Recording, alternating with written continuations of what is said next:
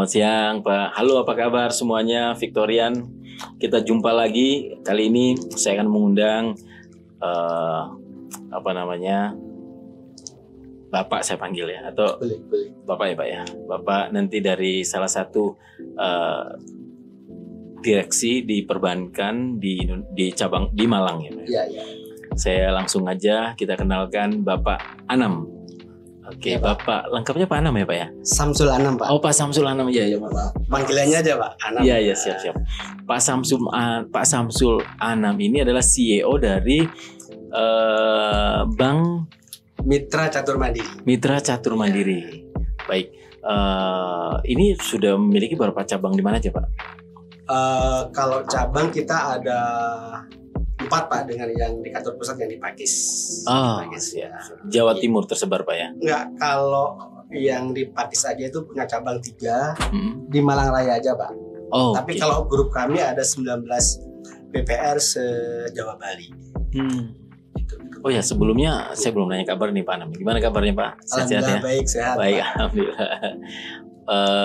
Pandemi ini gimana Pak kira-kira? Pandemi Baik ini dari memang Bapak. memang mungkin semua industri, tidak hanya perbankan ya Pak. Siap. Jadi terdampak dalam artian apalagi dunia perbankan yang kebetulan kami di perbankan yang di daerah Pak, yang di BPR ya. Jadi di undang-undang perbankan itu ada 2 macam. Bank dan non bank.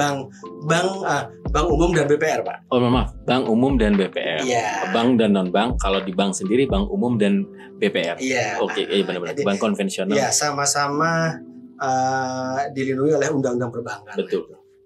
Itu Pak. Dan BPR ini memang Pakto 90 itu memang didirikan dengan hanya bermodal 50 juta sudah bisa bikin perbankan gitu Pak. Oh ya, dalam hal ini Bikin- BPR maksudnya. Bikin BPR ya, bikin BPR. Oke. Waktu itu Capital adequacy ratio-nya juga ada. CAR. Di kan BPR. ya, karena minimal waktu itu 8 Pak, tapi seiring dengan 8%. seiring dengan regulasi itu memang tambah tahun memang dari regulasi itu memang dinaikkan gitu loh Pak. Seperti itu. Ya, untuk demi keamanan kan Pak. Ya, Ini nih, biar kita semua jadi tahu nih. Ya. Bank BPR sama bank umum sebelumnya secara legalitas itu beda atau sama aja Pak ya? Saya ingat salah satu yang saya ingat undang-undang itu Undang-Undang Nomor 22 tahun 99 tentang Bank Indonesia. itu kalau tentang Bank Indonesia Pak. Tapi kalau untuk Banknya sendiri, perbankan itu perbankan. Undang-Undang Nomor 10. Nomor 10 ya, Nomor betul. 10. Jadi Itu di dalam undang-undang beda ya? BPR sendiri, bank umum sendiri. iya, Jadi jadi masukin di dalam undang-undang nomor 10 itu. benar. Jadi di undang-undang itu bank itu ada 2. Jadi bank umum sama BPR gitu. Oh, oke. Kalau yang bank umum memang di situ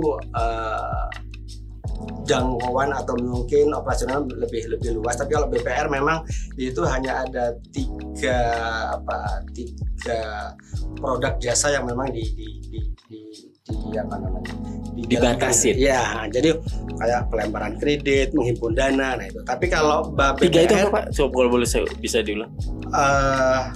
melempar kredit, Oke. menyalurkan dana, Ya.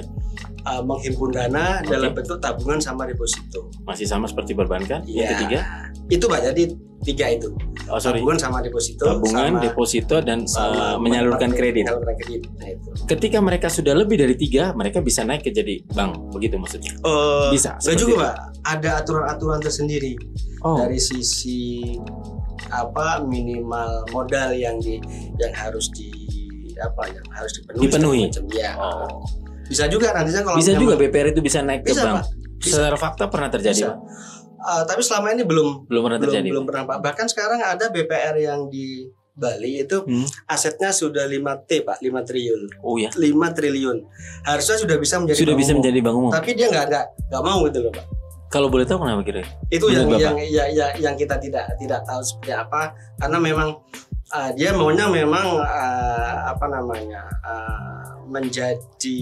menjadi pelaku usaha perbankan yang memang di PPR yang di daerah-daerah Nah, gitu, Pak. itu mungkin tadi saya mau bilang Pak ya. Iya. Mungkin dia sudah bukan nyaman ya, merasa lebih opportunity-nya ada di segmen segmen bawah. BPR itu kan salah satunya juga memang untuk lebih mendekati segmen bawah. Begitu Benar, begitu benar, tujuan benar. undang-undang kalau Benar, saya nggak salah benar, saya pahami Pak. Betul Pak ya. Artinya berarti sudah jelas Pak ya, BPR di level di untuk lebih bisa mendekati grassroots gitu. Level masyarakat Level lebih. bawah. Nah, terus dalam pandemi ini tadi Pak konteksnya ada Ya, kendala mungkin. kendalanya kalau saya ngomong hanya untuk BPR ya Pak. Jadi BPR itu seperti Bapak sampaikan tadi, masyarakat atau mungkin debiturnya, nasabahnya itu kan masyarakat bawah. Masyarakat bawah. Oke. Katakanlah salah satu contoh, dia penjual cilok Pak. Selama ini kan dia kan jalan di sekolah-sekolah ya. Dengan pandemi sekolah ini libur sekian tahun ya Pak. Ya, itu juga jadi masalah Pak. Jadi masalah sehingga di sisi kelancaran angsuran ke BPR itu yang jadi masalah. Untungnya sekarang Maret 2020 itu ada kebijakan pemerintah. 2020 apa 2021? 2020 ya? Kan baru awal pandemi. Iya. Awal pandemi. Jadi mulai Maret itu kan udah mulai awal pandemi Pak. Ya, jadi OJK dalam hal ini regulasi itu menerbitkan POJK tentang relaksasi kredit Pak. Jadi ada beberapa kebijakan yang memang debitur atau nasabah boleh tidak ngasuh selama jangka waktu tertentu, dan itu kolektibilitasnya boleh harus lancar Pak, tidak boleh macet gitu loh Pak. Kolektibilitas itu kredit ya kalau betul, bisa dibilang. Kredit Pak, kita bicara yang di kredit seperti itu. Tetapi kurun waktu 1 tahun 2022, 2021, 2022 itu kan tidak bisa serta-merta langsung pulih Pak. Ada virus Delta lagi sehingga itu memperpanjang masa relaksasi yang harus diturunkan oleh OJK Pak. Dan itu juga bisa mempengaruhi aktivitas atau mungkin kelangsungan BPR gitu. Masa relaksasinya jadi mereka angsurannya diperpanjang. Iya Pak, diperpanjang, tidak bisa bayar sekian waktu, tetapi OJK mensyaratkan itu tidak boleh diklasifikasikan atau kolektivitas menjadi macet ya. Seperti itu. Dulu kuliah skripsinya gitu ya. Seperti itu betul. Jadi otomatis itu kan dari sisi keuangan BPR atau perbankan kan pasti akan pengaruh kan. Ya, tetapi kita tidak bisa hanya berhenti di situ Pak. Iya, karena kita kalau tidak bergerak atau mungkin kita hanya meratapi pandemi seperti ini kan juga tidak bisa kan. Kita butuh hidup, butuh katakanlah untuk mendanai atau untuk cash flow daripada bank ini. Nah, sekali itu yang memang harus bergerak dan harus bisa mencari solusi atau mungkin terobosan-terobosan yang memang itu bisa dimanfaatkan. Kalau boleh tahu terobosannya apa Pak? Usaha-usaha apa yang memang itu masih bisa didanai di masa pandemi gitu. Oh iya, itu jadi hal seperti itu yang itu ada Pak ya waktu ada Pak, ada dari dianalisis dari beberapa nasabah itu ini masih bisa untuk dijalankan. Ini masih bisa jadi didorong kita didanai ya. Oke. Selain memahami profil dari klien dan bisnis klien kan begitu Pak ya, kemudian di backup supaya akhirnya kan bisa impact-nya kan kreditnya tetap stabil kan begitu kan Pak ya rencananya. Betul. Selain itu tidak ada diversifikasi lain. Kalau saya dengar nih di bank umum kan ada yang namanya treasury, jadi mereka melakukan pengelolaan dana Pak ya, pengelolaan dana pihak ketiga yang di bank, di treasury biasanya di falas ya Pak, asing. Kalau di bank sendiri, kalau di BPR sendiri, BPR nggak ada Pak. BPR pure pengelolaan kredit bener, sesuai dengan undang-undang itu ya. Jadi hampir 95% Pak. Jadi jantungnya atau sumbernya itu memang dari kredit aja Pak. Ya karena sesuai undang-undang tadi Pak. Benar. Kalau tadi berarti kalau ke treasury itu melanggar undang-undang Pak. Iya Pak. Dalam artian kita tidak boleh main di falas Pak. Boleh, hanya memang khusus itu. Nah, kita falas ini bukan falas apa ya? Falas bisa money changer, bisa karena falas yang diperbankan saya tahu adalah spot market. Jadi betul. Uang langsung ke bank to bank di luar negeri. Seperti itu. Nah, itu kita tidak boleh di undang-undang memang tidak boleh untuk penjalanan itu. Jadi memang 90-95% itu memang dari pendapatan dari kredit aja gitu. Jadi betul-betul ya Pak, benar-benar kasus pandemi ini cukup terasa banget. Cukup terasa dan banget harus jeli-jeli benar buat BPR. Jadi harus bisa mencari terobosan gimana kita bisa tetap survive gitu Pak. Tetap bisa bertahan seperti itu. Nah, saya dengar nih Pak, mohon maaf saya potong Pak Anam. Saya dengar Pak Anam sendiri ketua asosiasi Perbarindo ya. Perbarindo ya. Ya. Yang Malang atau Jawa Timur Pak? Malang Raya Pak. Malang Raya berarti Malang, Batu, Malang Kota, Kabupaten dan Batu. Betul. Bapak ketuanya. Nah, pertanyaan berikutnya, kira-kira dengan kasus pandemi tadi, pasti kan ada juga BPR yang mungkin kurang bisa out of the box, inovasi yang tadi Bapak maksud, profiling klien-klien. Itu gimana Pak? Ada maksud gini, adakah yang collab Pak? Nah ini di 3 tahun terakhir ini. Kalau sudah bicara collab itu saya merasa apa Pak ya? Merasa sedih. Gimana gitu, sedih gitu ya. Jadi prihatin ya. Di 2021 ada beberapa anggota kami yang memang terpaksa harus tutup. Harus SL Pak, self liquidation dalam artian self liquidation. Tutup mandiri. Tutup mandiri. Jadi mungkin saya bicara kalau di bank umum dulu zaman krisis 98 ada yang namanya suntikan BLBI ya Pak. BLBI bantuan likuiditas. Bank Indonesia. Kalau BPR ada nggak model-model BPR gitu? nggak ada Pak. Dan sekarang BI sendiri juga sudah tidak mengucurkan untuk BLBI Pak. Oh ya? Nggak ada. Kecuali deposito Pak ya. Deposito dijamin LPS nggak? Oh ya. Mohon maaf. Iya Pak. Jadi kalau kembali ke LPS sama-sama, jadi Bank Umum sama BPR sama-sama dijamin LPS Pak. Oke. Menangnya di sini kenapa di masa pandemi itu BPR itu malah dananya berlebih Pak? Hah? Iya. Itu jadi karena apa? Dari sisi penjaminan, kalau Bank Umum itu dijamin oleh LPS atau oleh pemerintah hanya 3,5%, BPR 6%. Bentar Pak, maksudnya dijamin 3,5%. Contoh suku nih. Suku bunganya Pak. Oke. Iya. Tapi dana nasabah yang deposito kan aman maksimum 2 miliar yang kita pahami di bank. Iya, sama. Lebih dari 3 miliar, lebih dari 2 miliar tidak ditanggung LPS. Tidak ditanggung LPS. Sama dengan BPR. Nah, kenapa tadi saya bilang BPR di masa pandemi ini kebanjiran dana? Masyarakat mau berusaha mungkin masih pikir-pikir sehingga dananya disimpan di bank atau di BPR. Nah, kenapa banyak BPR kelebihan dana? Karena dari sisi penjaminan itu lebih tinggi gitu loh Pak. Tidak terserap untuk kredit. Masyarakat lebih percaya, maksudnya naruh duit ketimbang di BPR hanya di Bank Umum 3,5%, di BPR bisa 6%, lumayan 2,5% marginnya. Tapi buat pusing BPR yang nyarinya itu, itu Pak. Ini mau dilempar kemana? Kan gitu. Yang dibiayai kan hanya kredit, sedangkan mau kasih ke masyarakat juga lagi. Seperti itu. Itu yang sehingga yang collab ini, mohon maaf, kembali ke yang collab ini. Ya. Itu deposito yang aman Pak. Yang collab ini memang ada beberapa, memang tidak hanya karena masa pandemi Pak. Jadi kalau yang selama masa pandemi rasanya tidak ada Pak, tidak ada yang collab. Ada beberapa yang memang karena kebijakan OJK, karena kebijakan otoritas yang memang mengharuskan BPR itu memang sih ada beberapa solusi gitu Pak. Jadi yang pertama itu merger. Jadi merger, penggabungan antara BPR yang sehingga bisa memperkuat itu struktur permodalan. Ya, saya dengar juga banyak yang merger ya. Nah, salah satu di Karangploso saya dengar ada Bank di merger. 2021 ada 5 BPR di Malang Raya aja menjadi 1 BPR Pak.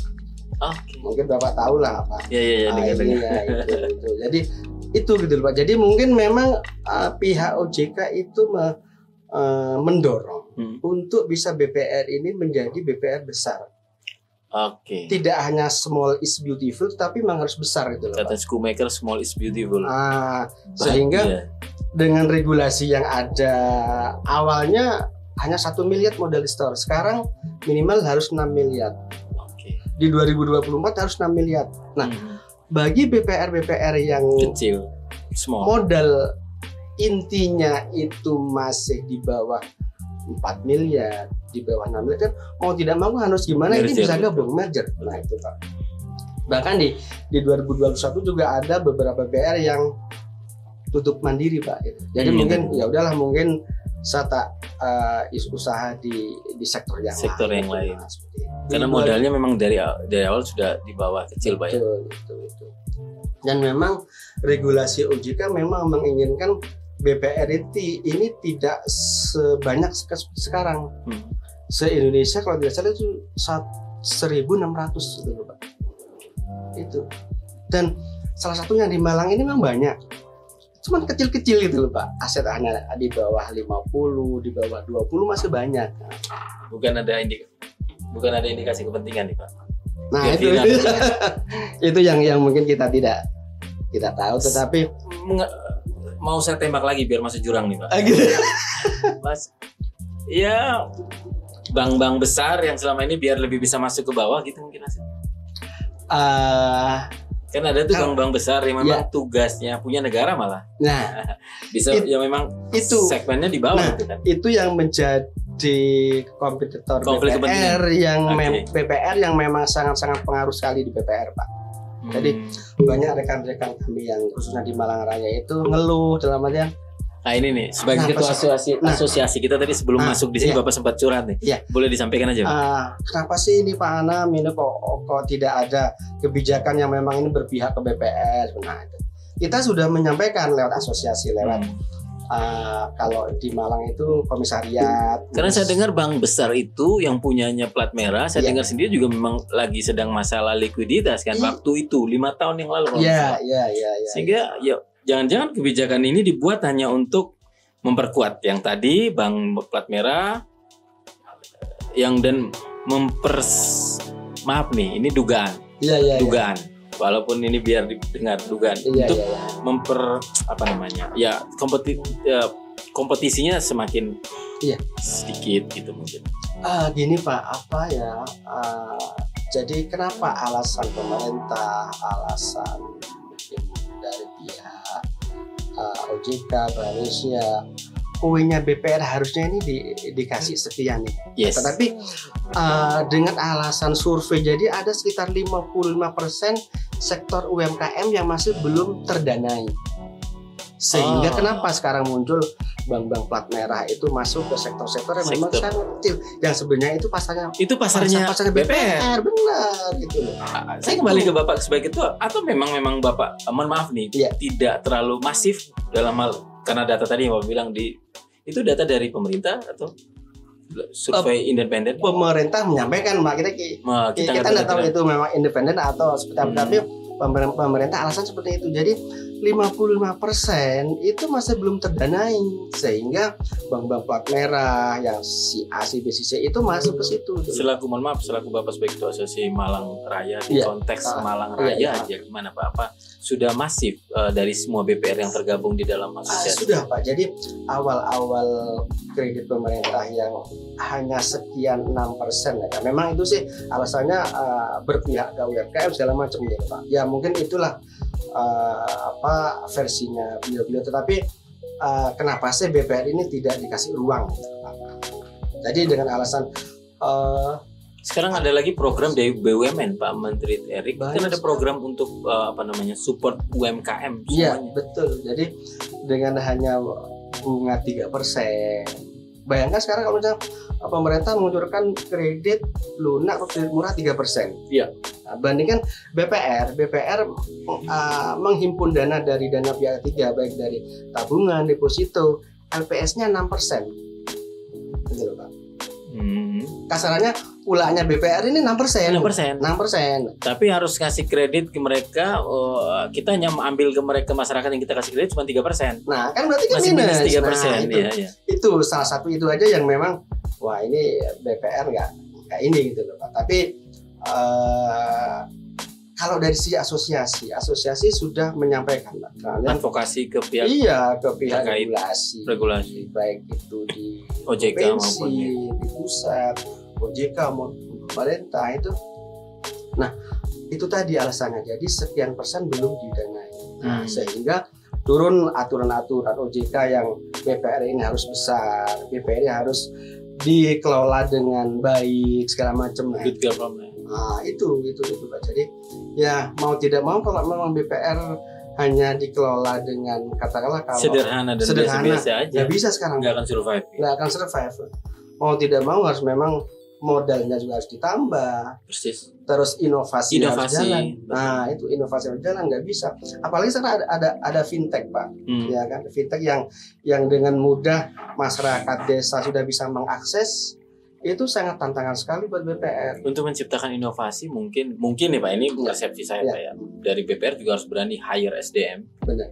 Karena saya dengar di UMKM kan juga memberikan bantuan kepada UMKM. BUMN memberikan bantuan kepada UMKM. Bukan hanya masalah tentang duit atau dana, tapi mereka juga memberikan pemberdayaan atau pendampingan. Benar. Dalam hal build bisnis. Nah, itu kan berarti kan harus ada SDM yang memang profesional, yang memberikan pemberdayaan dan pendampingan. Adakah itu di BPR mungkin istilah? Nah, itu sudah dilakukan juga Pak. Jadi beberapa BUMN yang memang sudah kolaborasi dengan kami. Jadi itu memang sudah dilakukan. Dalam ini Bank Indonesia juga sering memberikan technical advisor, ada pelatihan atau ada inovasi yang memang itu diinikan ke BPR. Tapi kembali lagi BPR itu kan modalnya masih kecil gitu Pak. Jadi kembali lagi ke itu gitu Pak. Bayangkan aja kalau saya bicara Sekup di Malang itu dengan kondisi sampai dengan 2022 itu masih sekian, mungkin masih 20%-an itu modalnya masih di bawah standar yang diinginkan OJK itu Pak. Gimana ini mau bisa bersaing dengan lembaga yang lain, fintech atau apalah. Sehingga asosiasi atau mungkin Perbarindo dalam hal ini saya selaku asosiasi itu selalu mendorong ke rekan-rekan BPR Pak. Jadi kita tidak bisa hanya memasarkan produk kredit itu 5 atau 10 tahun kayak tahun 5 atau 10 tahun yang ke depan. 5-10 tahun yang lalu model. Mau tidak mau kita harus bersinergi, berkolaborasi. Nah, salah satu contoh ini sudah dilakukan oleh teman-teman BPR di Malang. Jadi kalau dulu ada pengusaha besar yang memang mungkin dia butuh dana cepat, satu, BPR itu hanya mengandalkan kecepatan proses Pak. Ya, di BPR mungkin sehari 2 hari atau bisa 1 jam bisa cair. Tapi itu yang membedakan dengan bank. Ya, benar. Nah itu. Kalau bank umum kan nggak bisa sebulan, bisa 2 bulan. Nah itu yang kita tonjolkan untuk BPR ini bisa tetap hidup dan tetap bisa berjalan. Nah kita bikin semacam kredit sindikasi Pak. Jadi lawannya ada pengusaha yang memang saya butuh dana cepet ini, saya butuh 5 miliar nih. Kasuistik ya sifatnya. Iya, kasuistis Pak ya. Nah itu kalau hanya BPR sendiri kan nggak mungkin bisa Pak, karena ada keterbatasan BMPK. BMPK itu batas maksimum pemberian kredit. Itu. Nah, sehingga otomatis kalau kita tidak berkolaborasi, tidak bersinergi dengan teman-teman yang lain, ini kan lepas. Padahal ini baik gitu loh Pak. Misalnya, nah sehingga kita ada semacam grup namanya grup P2++, itu yang di Malang itu debitur atau mungkin calon nasabah berapapun itu kita akan tangkap gitu loh Pak. Oh ini ada debitur nih butuh 5 miliar. Ya udah kita akan berkolaborasi dengan BPR.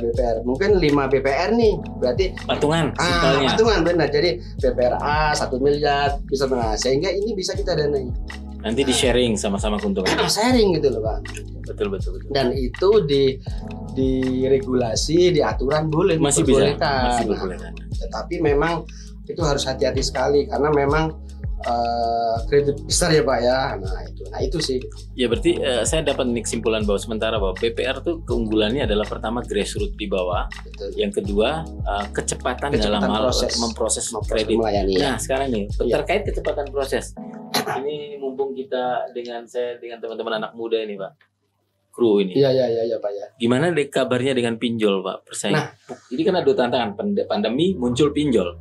Belum investasi bodong nih Pak ya. Pinjol gimana nih Pak? Pinjol itu prosesnya hitungan menit Pak saya dengar. Iya. Ya gimana? Kru pernah ya jalan-jalan? Bu Melisa pernah pinjam? Gak mungkin. Gak mungkin ya Pak ya. Gak mungkin. Victorian nih Pak. Victorian. Gimana Pak persaingan sekarang?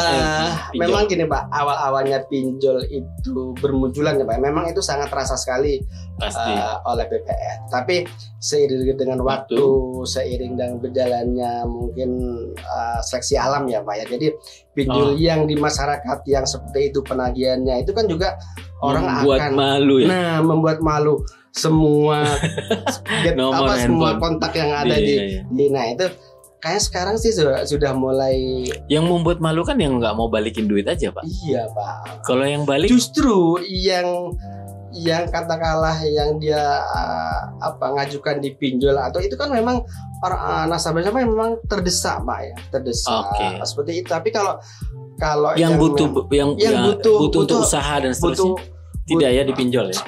Butuh yang butuh kredit yang memang butuh pinjaman yang memang cepat ya.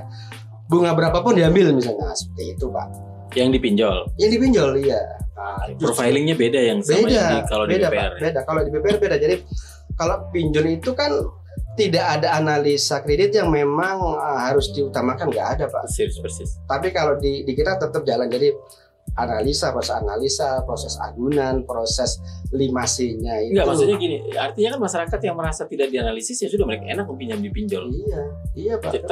Sedikit mengurangi pangsa Bapak. Iya, memang Pak. Awal-awal seperti itu. Awal-awal. Tapi sekarang sudah nggak terasa lagi itu loh Pak. Orang mungkin sudah mungkin kapok atau gimana dipinjol terlalu berbahaya. Begitu telah sehari 2 hari sudah dikejar-kejar, sudah ini ke orang lain segala macam seperti itu. Enggak, logikanya kalau udah dikejar-kejar berarti karakternya secara behaviornya selaku si kreditur yang mengutang.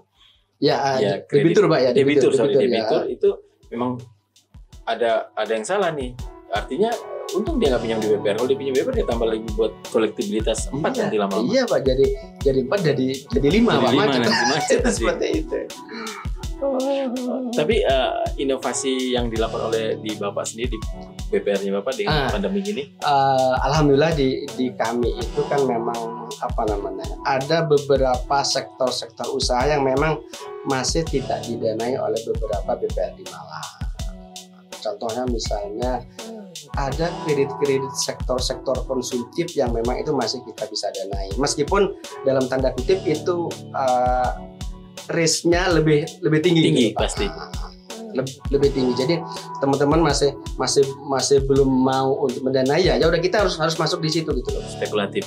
Iya, tetapi spekulatif tapi memang yang terukur gitu loh Pak. Nah itu sih selamanya. Alhamdulillah di masa pandemi kita masih bisa tetap survive ya, tetap masih bisa tumbuh meskipun itu tumbuhnya di bawah 10% gitu Pak. Tidak seperti normal. Iya, tidak bisa seperti normal. Berarti ini buat Victorian semua paling penting adalah sebelum kita lebih jauh lagi mendalami dan sudah cukup mungkin ya. Kalau boleh tahu Pak, katanya asli mana nih Pak Anam? Kalau boleh tahu Mas pribadi.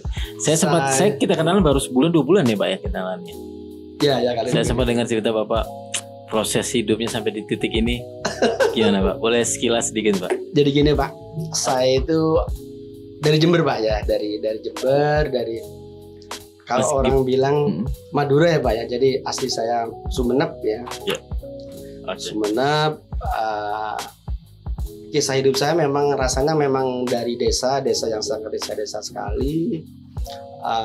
Habis SMA itu tidak bisa ngelanjutin kuliah karena mungkin keterbatasan ekonomi ya, harus kerja serabutan ya memang. Tapi dari situ memang kenapa kok bisa tiba-tiba di perbankan gitu. Memang awalnya saya di Bank Bali Pak ya. Bank Bali waktu itu ada Bank Bali, terus ditawarin di BPR ya kuncinya hanya tekun aja Pak, tekun dan integritas kita, kejujuran kita itu yang memang bisa dipertahankan dan bisa dipegang teguh, rasanya itu bisa semua orang akan bisa gitu Pak. Jadi punya kesempatan yang memang bisa diraih gitu Pak. Itu sih mungkin itu aja Pak. Motivasi hidup mungkin Pak. Jadi tidak katakanlah mungkin saya posisi di CEO di BPR Mitra itu memang dari bawah sekali tuh Pak. Dari bawah sekali, dari apa namanya, dari itulah, dari tukang ketik atau apa, nah itu jadi ya perjuangannya memang seperti itu. Tapi saya yakin dengan ketekunan, dengan kegigihan dan memang semangat untuk bisa tetap kerja, rasanya bisa apa namanya. Ya pasti bisa Pak ya. Ya buktinya seperti sekarang Pak Namen sekarang ini. Dari awalnya ijazah SMA saja. Iya, sama Pak. Tidak bisa kuliah. Iya. Kemudian Bapak berproses dengan gigih yang tadi Bapak katakan, gigih, tekun, rajin. Iya. Ya pada akhirnya seperti yang sekarang ini, dan sambil bekerja akhirnya kuliah Pak. Benar Pak. Sudah mendapatkan duit ya dari kerjaan, terus kuliah. Subhanallah. Itu orang tua masih, mohon maaf Pak, masih orang tua sudah ini Pak, sudah almarhum ya, dua-duanya ya, almarhum. Pasti bangga Pak ya. Kalau pas Bapak kuliah itu almarhum semua masih ada waktu itu ya, sampai dulu? Masih Pak, masih. Ya memang sudah kuliah, sudah biaya dari sendiri dari sendiri ya. Itu bangga banget orang tua Pak ya? Ya mungkin salah satu kebanggaan yang buat kedua orang tua saya. Ya salah satu tugas anak yang paling mulia adalah membuat bangga orang tua. Itu pasti Pak. Oke, saya tadi masih tertarik Pak, biar kita viral nih Pak. Keresahan apa lagi mungkin Pak di bisnis saat ini, pandemi mungkin dengan regulasi, dengan kebijakan. Mungkin ini Pak, sekaligus mau promo produk baru apa mungkin dari BPR-nya Bapak? Oh gini Pak, jadi saya tidak hanya tidak mau memproduksi BPR, tapi gini loh Pak, selama ini BPR itu hanya dipandang sebelah mata oleh masyarakat umum Pak. Siap. Dalam artian dipersamakan dengan koperasi. Padahal tadi saya bilang BPR ini kedudukannya sama dengan perbankan, undang-undangnya sama. Jadi undang-undang perbankan ya ada BPR, ada bank umum. Nah, kita lagi 2 tahun ini memang membranding BPR biar BPR ini keberadaannya di masyarakat tidak disamakan dengan koperasi itu Pak. Karena undang-undangnya beda itu. Betul. Nah, itu. Koperasi ke Departemen Koperasi. Nah, kalau BPR kan di Bank Indonesia dan di Bank Indonesia, di OJK. Nah, itu. Ya, ini Pak, bedanya Bank Indonesia sama OJK kalau nanti buat masyarakat. Kalau dulu Pak, dulu kan semua Bank Indonesia nih. Dulu itu sisi pengawasan, pembinaan, semua ada di pengaturan ada di Bank Indonesia. Seiring dengan regulasi, tugas itu dialihkan ke OJK. Fungsi Bank Indonesia? Bank Indonesia hanya moneter sama suku bunga dan stabilitas rupiah ya Pak. Stabilitas rupiah. Nah, dengan kondisi seperti ini lebih memang general pasti akhirnya Bank Indonesia. Jadi teknis mengontrol bank lagi sudah enggak. Sudah tidak ada Pak. Itu di OJK semua ya. Sudah beralih ke OJK semua. Oke. Sehingga OJK tidak hanya perbankan, tapi di situ ada perbankan, pasar modal, asuransi, multi finance, semua di non bank ya. Itu diawasi atau di bawah naungannya OJK. Memang ada plus minusnya, tapi kita ambil positifnya aja ya. Kita mau tidak mau ya harus bisa berjalan seiring dengan aturan-aturan yang ada yang diterbitkan oleh OJK. Oke Pak, selaku Bapak yang sudah melalang buana di bisnis ini, yang survive di bisnis perbankan khususnya BPR Pak. Asosiasi Bapak waktu itu tahun ini sekarang jumlahnya berapa Pak? Nah, seperti tadi saya sampaikan ke Bapak, jadi awalnya saya di 2010 itu masih 55 BPR Pak. Oke, sekarang sudah tinggal 37 BPR Pak. Nah, pertanyaan saya terhubungan dengan melalang buana tadi Pak ya. Iya. Future-nya apa namanya? Perkiraan Bapak nih. Iya. Masih bertahan kah dengan 37 itu, pasti atau ada yang kurang atau ada yang bertambah Pak? Karena dugaan saya jangan-jangan nih memang mau disengaja nih Bank BPR biar fokus bank aja. Saya juga belum tahu nih, saya belum ada riset juga nih di luar negeri ada BPR nggak ya? Mungkin saya kurang tahu juga, mungkin ada atau nggak, mungkin namanya mungkin beda ya Pak. Tetapi ya memang sih OJK memberikan aturan terkait dengan modal minimum semakin itu kan diperketat, semakin di ini. Jadi OJK itu saya akan mengawasi BPR 10 dengan BPR 5 kan lebih enak 5. Tetapi 5 ini modalnya gede. Kualitasnya besar. Nah, seperti itu. Jadi kita modal inti 6 miliar itu nanti di 2024. Kemungkinan nanti sebelum 2024 akan muncul POJK lagi. Yang mana nantinya mungkin akan pemenuhan modal inti itu sudah naik lagi gitu Pak. Simpulannya 5 tahun atau 2 tahun ke depan bisa jadi bukan 6 miliar lagi.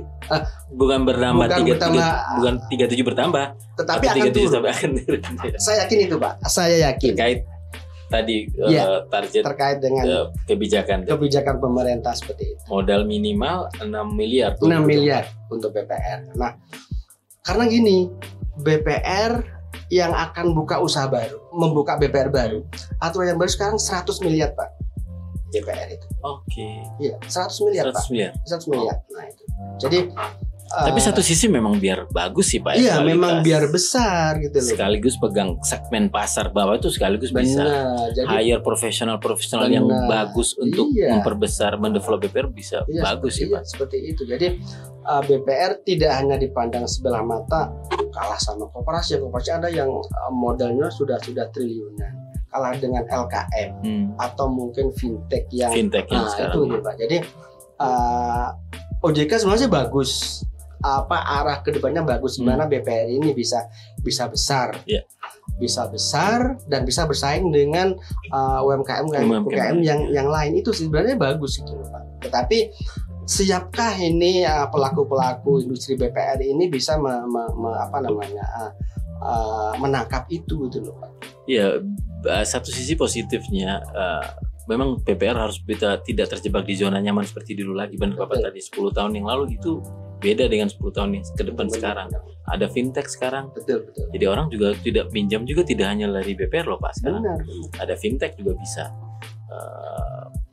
Mereka mengelola dana pihak mereka. Ada ini saya juga dengan ada teman yang jadi dalam bentuk syariah, dia membentuk sebuah aplikasi fintech, jadi mengumpulkan para masyarakat yang mau siap naruh dana ke dia di sebuah lembaga, kemudian dia menyalurkan ke yang membutuhkan proyek dan macam-macam. Dan sekarang berkembang fintech kita. Sekarang kan lagi kita rintis Pak, khususnya asosiasi. Makanya perlu inovasi memang BPR. Dan perlu modal yang besar. Benar. Asosiasi lagi menjajaki untuk semacam ini, namanya ada produk namanya broker online Pak. Oke. Broker online. Jadi broker online itu sama kayak misalnya kita beli GoFood, memakai aplikasi GoFood. Nantinya BPR kita lagi rancang untuk bisa ke sana gitu loh Pak. Jadi BPR nanti akan bisa memasarkan lewat online seperti itu tuh. Saya siap membantu Pak. Oh gitu ya, siap.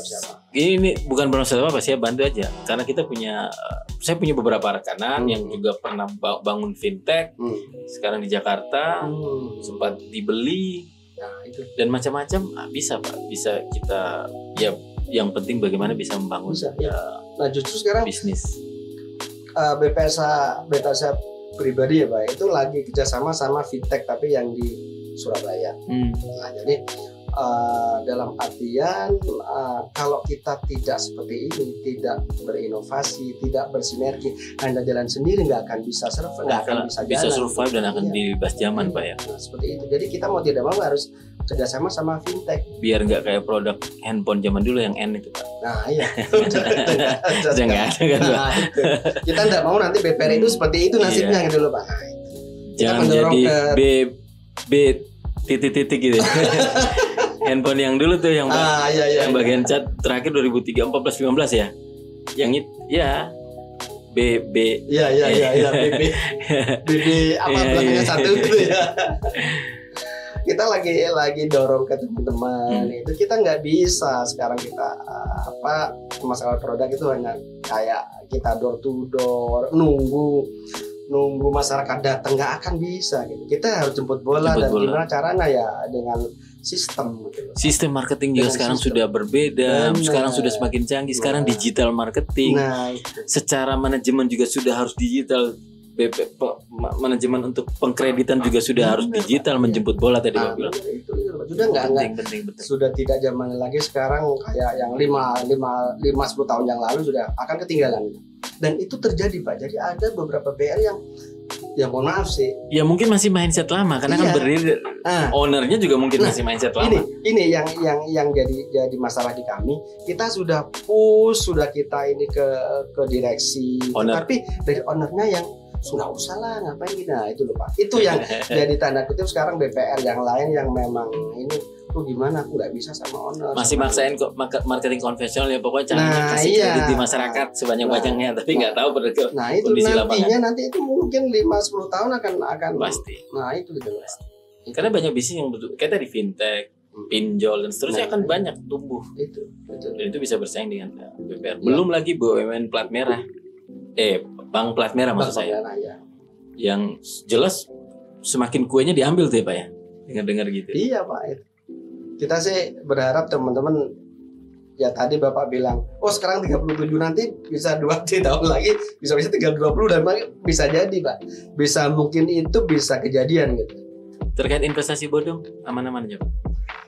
Adanya efek enggak ya? Memang karena segmennya beda di kami ininya beda Pak. Oke. Jadi kalau BPR itu selama itu kita memberikan suku bunga sesuai dengan LPS pasti aman-aman aja. Iya. Jadi BPR adalah lembaga yang memang rasanya sih aman untuk bisa sebagai tempat menyimpan dana baik itu tabungan, deposito karena semuanya dijamin oleh pemerintah. Maksimal yang 2 miliar. Itu sih Pak. Terakhir mungkin ya. Sudah. Bebas. Ada kata-kata yang motivasi Victorian nih Pak. Baik dalam konteks bisnis dan secara mindset pribadi. Ya. Victorian ini kan kita harus menjadi Victorian, harus menjadi pemenang di segala sektor, di segala bidang. Nah, ini berharap apapun itu pekerjaan, apapun sektor bisnis yang dilakukan, kalau itu ditekuni dan itu benar-benar dijalankan, rasanya akan bisa membuahkan hasil yang baik. Itu aja sih Pak. Mungkin gitu. Terima kasih. Benar ya. Setiap orang saya beberapa kali sih baru mengundang orang. Memang kata-kata itu kadang-kadang tergambarkan di pribadi. Dan sekarang ya mohon maaf nih Pak Anang. Selalu dari tadi Pak Anang bilang menekuni. Memang itu yang dan Pak Anang terasa memang melakukan seperti itu ya Pak Anang ya. Ya memang itu Pak. Jadi kita tekuni aja gitu loh Pak apa yang bahasa yang dikeluarkan itu pasti apa yang pernah dilakukan sering yang gitu sih. Betul Pak Anam. Terima kasih Pak Anam atas waktu dan kesempatan sudah mau datang ke kantor, sudah mau datang ikut podcast kami Pak. Bisa diundang. Mohon untuk teman-teman bisa subscribe juga nih Pak. Sementara ini masih mintanya subscribe nih Pak. Siap. Besok-besok kalau udah subscribe banyak nggak ngomong kayak gini Pak. Gitu ya Pak ya. Gak mau kayak YouTube yang lainnya Pak. Baik sekali lagi Pak, terima kasih Pak Anam. Sukses buat bisnisnya Pak Anam. Amin. Buat asosiasi. Amin. Terus tetap jadi ketua nih Pak. Amin. Karena kelihatan Bapak sangat punya visi memajukan BPR banget nih. Mudah-mudahan maju terus Pak Anam, sukses terus dan pastinya sehat selalu. Amin. Terima kasih Pak Anam. Terima kasih. Oke, Victorian semuanya, thank you, terima kasih. Terima kasih. Oke.